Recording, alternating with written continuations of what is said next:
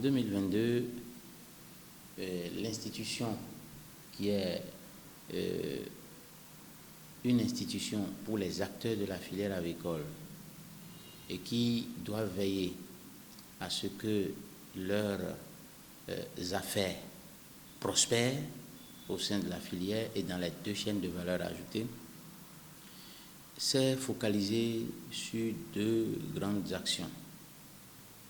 La première, c'est tout ce qui est renforcement de capacité et plaidoyer. La deuxième, ce sont les services aux membres.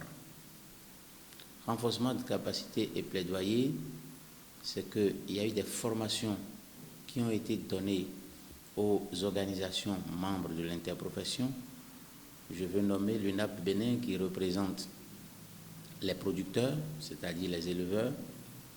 Je veux nommer Atradipa Bénin qui représente les transformateurs et distributeurs de volailles. Je veux nommer l'UFISAB qui représente les fournisseurs d'intrants.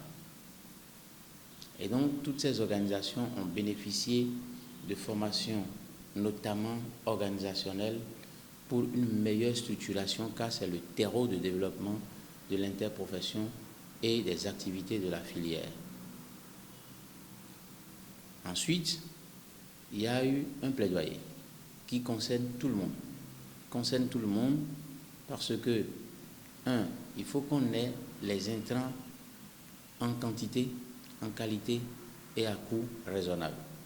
Ça a été un chantier sur lequel on a beaucoup travaillé en termes de plaidoyer. Cela nous a permis, pour ce qui est des matières premières, au moins une matière première principale, de signer un mémorandum d'entente avec les triturateurs de tourteaux de coton. Je veux nommer la SHB et la Fudor Bénin SA. Donc, on a signé un mémorandum d'entente pour l'approvisionnement des agriculteurs et fabricants d'aliments de bétail en tourteaux de coton sur 3 campagnes renouvelables. Et donc, ça a permis d'avoir la quantité garantie, d'avoir le coût un peu plus stable. Ça, c'est entre autres. Je ne donne que cet exemple-là en termes de plaidoyer. L'autre chose, on a travaillé à ce que il y ait un peu plus de regard du gouvernement sur la filière en matière de réorientation et d'amélioration du dispositif mis en place depuis bientôt 3 ans dans le cadre du plan de développement de la filière œufs de consommation pour apporter des subventions aux acteurs. En termes de services aux membres, nous avons mis en place 3 commissions techniques spécialisées qui sont chargées de travailler à nourrir le conseil d'administration dans la mise en œuvre des décisions qui sont prises par l'Assemblée générale pour faire fructifier les affaires des acteurs. À ce titre, il y a la commission technique spécialisée dialogue entre familles d'acteurs et avec les pouvoirs publics. Il y a la commission technique spécialisée qui gère tout ce qui est arbitrage et régulation des prix des produits intrants. Et puis, il y a la commission technique spécialisée normes et qualité. Et donc, à travers ces commissions techniques qui ont été formées et mises en place, on devrait apporter un certain nombre de services spécifiques par rapport à cette thématique-là. Donc, les gens de ces membres ont été sollicités et mis à contribution. En termes de services toujours aux membres, on a eu à faire à doter les organisations de ce qu'on peut appeler un dispositif de dialogue permanent, ce qui a conduit à élaborer des projets d'accord interprofessionnels entre l'UNAP Bénin et Atradipa Bénin, qui regroupe les transformateurs et distributeurs. Il y a des choses à dire pour pouvoir améliorer le climat d'affaires entre les deux. L'une fournit des produits à l'autre qui se charge de transformer et de distribuer. Comment ça peut se passer, dans quel cadre ça peut se passer pour que leur relation d'affaires soit bénéfique pour chacun, que ça soit gagnant-gagnant. Ça a été fait. Pareil entre l'UNA Bénin et les fournisseurs d'intrants, puisque l'UNA Bénin, c'est les éleveurs, j'ai dit, ils ont besoin d'intrants en quantité et à des coûts raisonnables. C'est un dispositif qui a été accompagné. On a contribué à renforcer la structuration des acteurs, notamment des producteurs. Ça, c'est l'UNA Bénin. Et aujourd'hui, ils ont plus de relais à la base. Au-delà des zones et sous-zones, ils ont désormais de plus en plus des sections communales qui sont mises en place pour animer donc la base, afin non seulement de donner plus de visibilité, mais de faire descendre un certain nombre de services directement aux membres. Nous avons mis en place une plateforme digitale dont le financement a été mis en place par la GIZ et portée par la Chambre nationale d'agriculture. Cette plateforme permet une meilleure gestion des membres de toutes les familles d'acteurs et fera générer les cartes professionnelles automatiquement. C'est tant mieux. C'est une plateforme dotée aussi d'une application mobile qui permettra aux gens de se former et de s'informer directement en ligne sur cette plateforme. Par exemple, les bonnes pratiques de l'élevage, le compte d'exploitation prévisionnel en matière d'élevage de pondeuses, en matière d'élevage de chair, etc. Et autant d'éléments qui sont des services rendus aux membres. Et cette plateforme-là permet d'avoir accès à ces différents services. Je terminerai pour dire que ces services, ce plaidoyer et ce renforcement de capacité ont été possibles grâce à l'appui en grande partie de deux partenaires. Il y a Arizabé de Enabel, c'est la coopération belge, et puis il y a la coopération allemande à travers le projet ProACPA de la GIZ. C'est entre autres, il y a d'autres partenaires, mais c'était les deux partenaires phares qui nous ont véritablement accompagnés pour produire ces quelques résultats.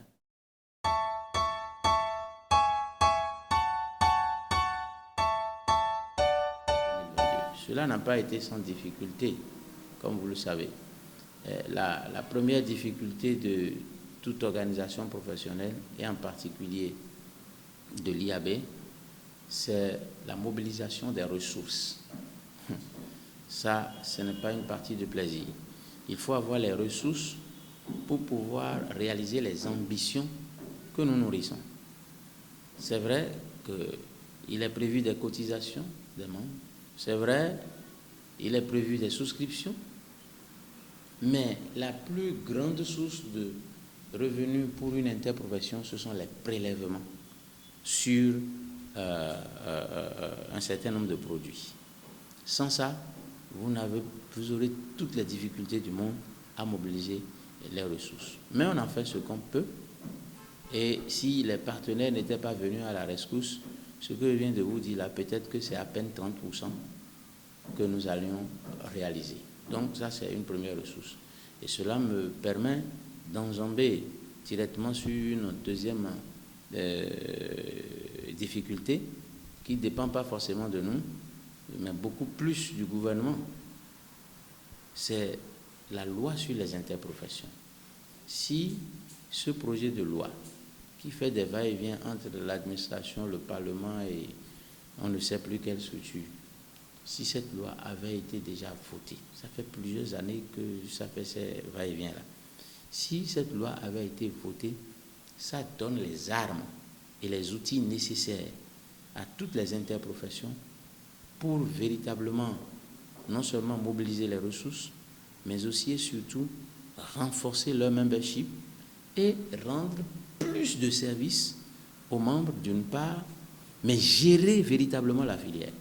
Car c'est à ça qu'on doit aboutir. La gestion d'une filière relève de la prérogative d'une interprofession. C'est vrai que c'est une délégation que le gouvernement fait en signant un accord cadre avec les interprofessions, comme c'est le cas avec le coton. Donc, on espère qu'enfin, cette loi va être votée pour qu'on puisse avancer. Ça, c'est une deuxième importante difficulté. La troisième difficulté, les cotisations qui sont déjà petites, c'est difficile de les faire entrer. C'est difficilement qu'on a adopté le mécanisme de prélèvement qui doit être mis en œuvre dès janvier 2023. Mais j'avoue, là où nous parlons, ce n'est pas encore le cas. L'autre difficulté, c'est les perturbations liées à la séparation de l'administration de l'IAB avec l'administration de l'UNA Bénin. Il y avait une mutualisation des ressources pendant plusieurs années où l'UNA Bénin, bien qu'étant membre de l'IAB, a eu un contrat de mise à disposition du personnel à l'IAB. Mais vu le volume des activités qui tombaient, il fallait opérer. Quand on a opéré cette séparation, chaque structure gagne son autonomie.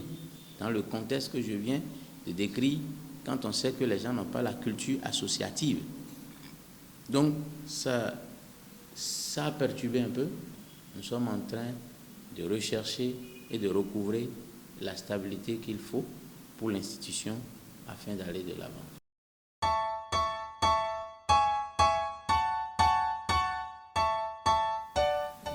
Premièrement, de façon globale, nous nous sommes assignés depuis 2 ans, 3 ans, d'inverser la courbe d'importation des produits carnés, donc des volailles congelées. Nous avons pour gros défi de doubler les quantités actuelles. Actuellement, nous sommes à peu près 24 000 tonnes d'œufs produits et 25 000 tonnes de viande produite. C'est très peu par rapport aux besoins de la population. Et nous avons dit d'ici à 2025, il faut multiplier par 3 au moins ces productions-là. C'est ça. Et ensuite, commencer par en envoyer vers le grand voisin. Donc, pour le faire, cela nous impose des défis importants.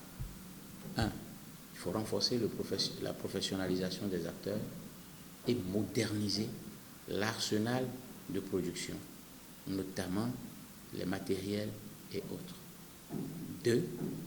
Travailler sur tout ce qui est semences, c'est-à-dire les poussins d'un jour, pour les rendre disponibles sur place ici en diminuant sensiblement l'importation des poussins, de ces poussins-là.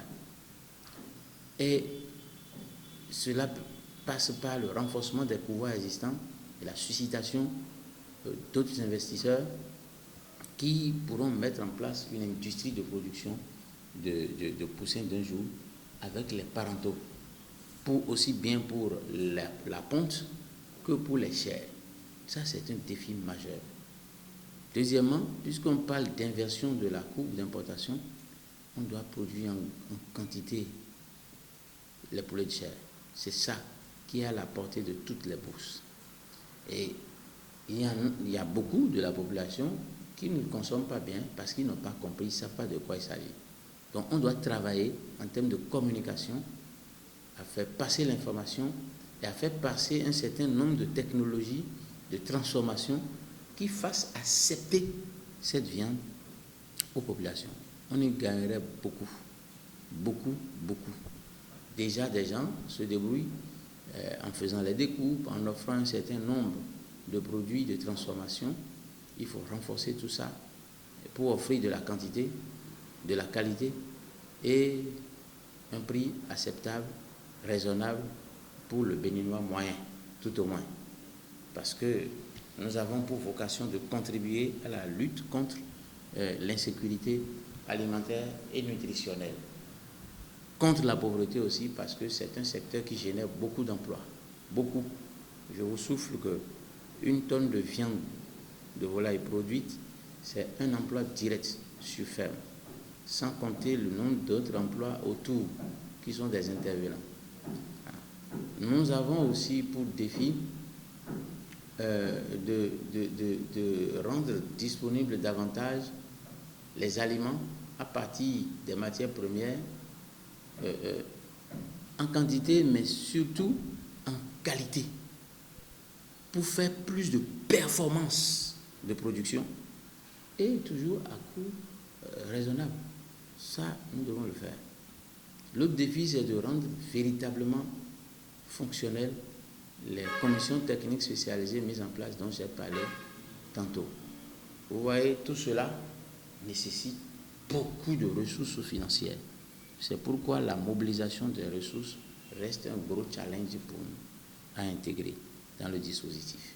Et donc, tout faire pour que le mécanisme de prélèvement sur lequel on s'est entendu depuis le 27 juillet 2022 connaisse une mise en application.